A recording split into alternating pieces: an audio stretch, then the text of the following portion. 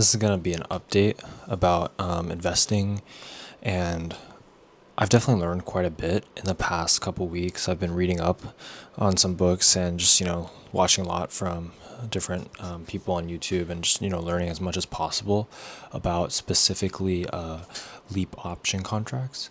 So I wanted to share with you guys kind of my thesis as it stands right now. So my thesis right now is pretty much overall bear market kind of thesis in the sense that I'm very bearish on AI, and there's a lot of reasons why, and I can list out as many as I can, but pretty much what we see right now is people are treating AI as if it's purely software, but it's not, and it has a very realistic hardware component.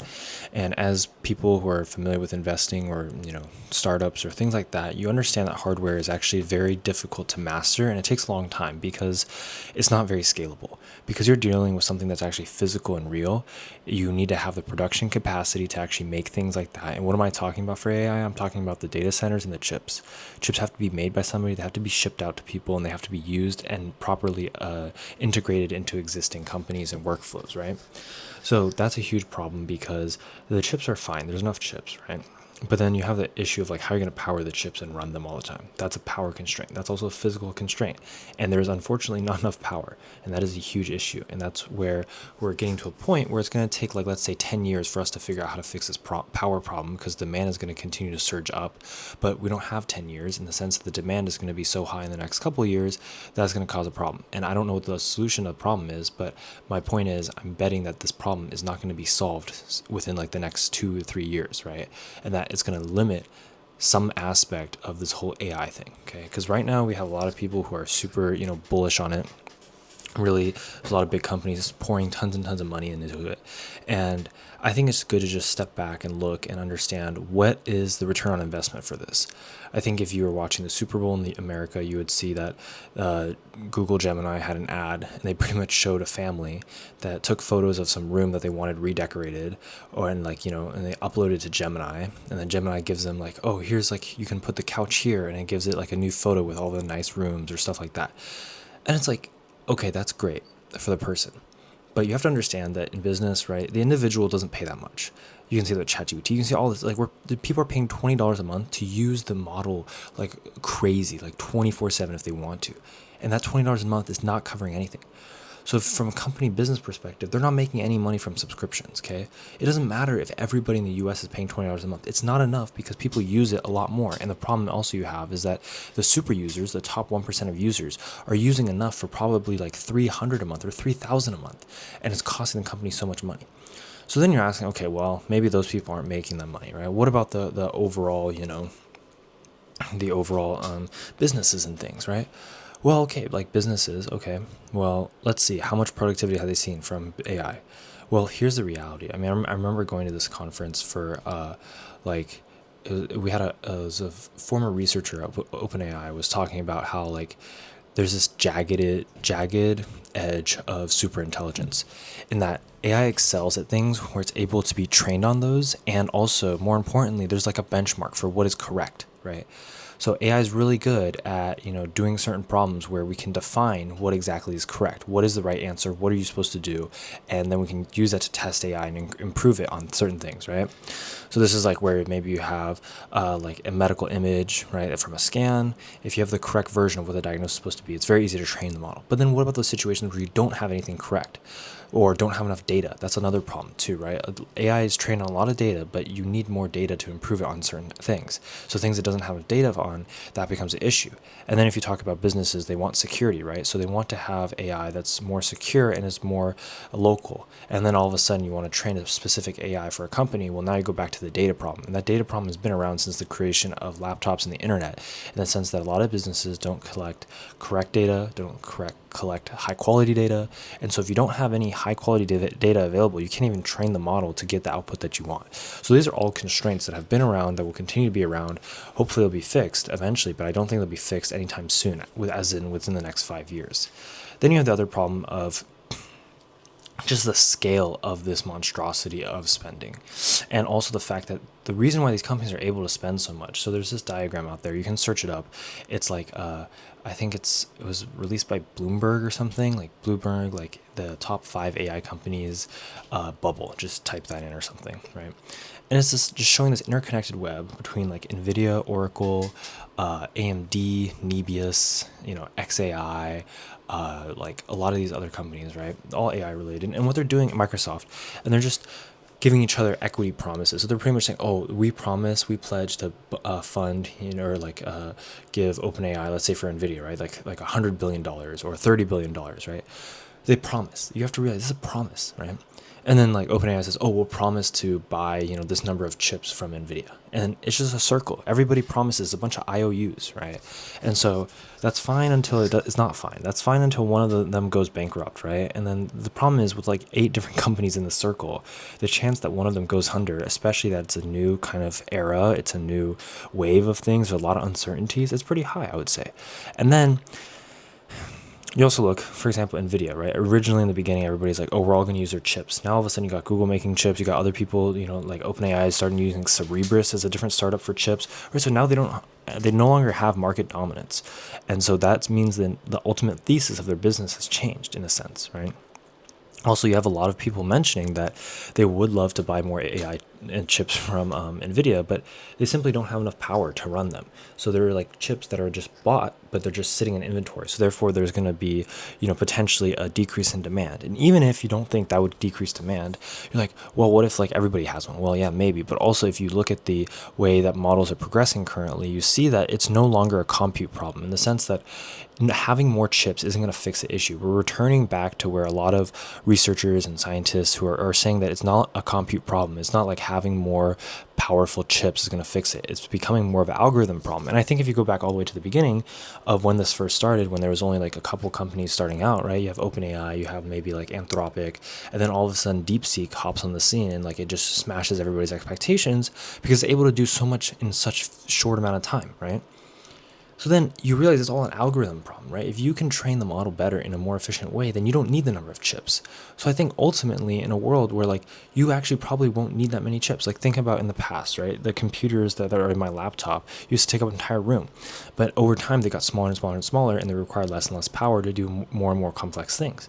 Well, I think AI chips are probably gonna be the same. I could be wrong, but it definitely seems like it's more of a problem of algorithm that we can't figure out, which is more of a brain problem. And so as such, even long term, right, that may change and that may reduce the need for chips anyway.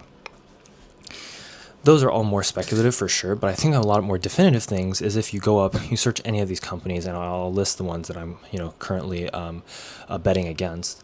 But and I also want to point out this is not like investing advice at all. Like, I would not recommend following me. I'm just saying, like, just think about things I say and always make your own decisions because, I could be wrong. Anybody can be wrong. Anybody can be right. You never know.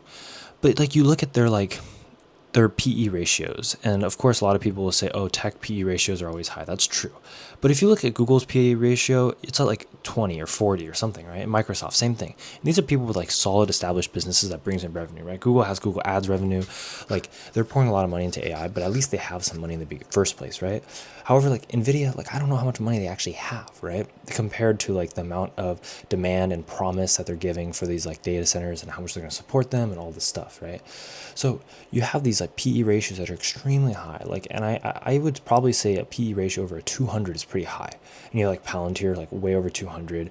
Then you have like Cerebras, which is like 800. And you also have like Tesla, which is like 400, right? I also have a lot of problems with Tesla, and I think we're seeing that too right now. This is a really quick tangent. I'll get back to what I was saying before, but pretty much Tesla, I think the PE ratio is like 400.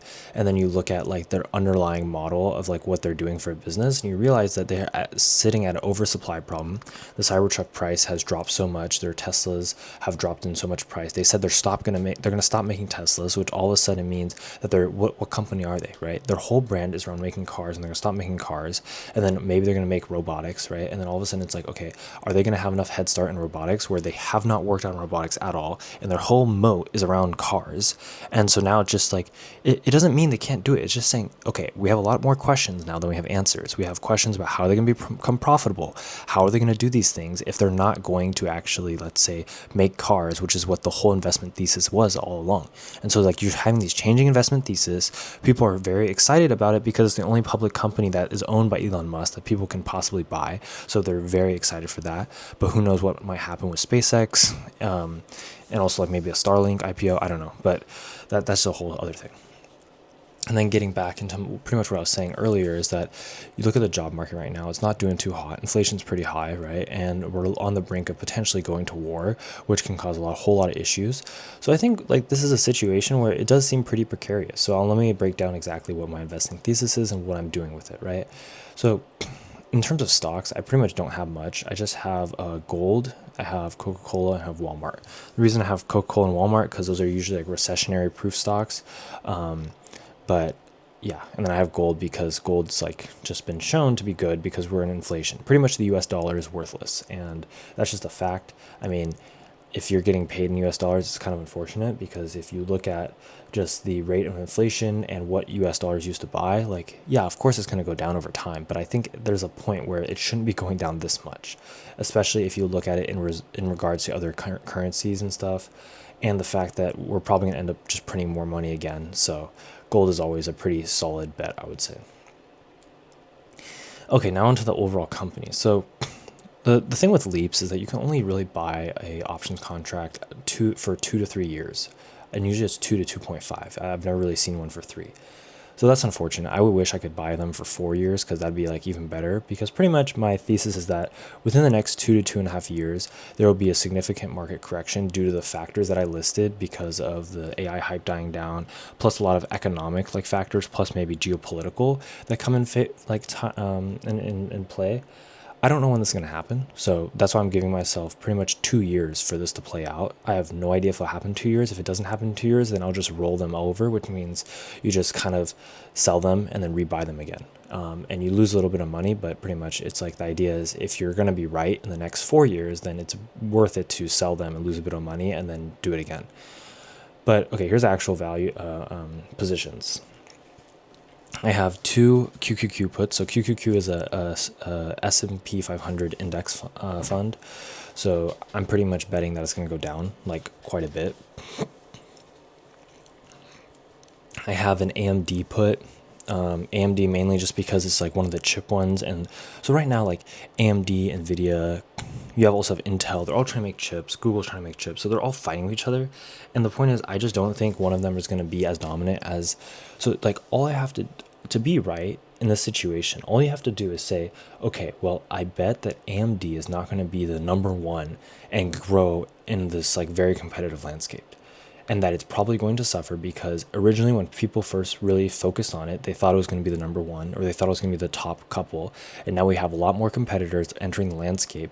And as such, I believe its value is going to go down. And therefore, that's why you have AMD like on my list. Then you have Nebius. So Nebius, there's a lot of problems. Like all these companies, you should look at their financials. You should learn how to read a balance sheet and budget, because you start to realize like a lot of these companies got a lot of debt, like a lot of loans and stuff that like just imaginary money on paper pretty much that they're using to finance all this stuff.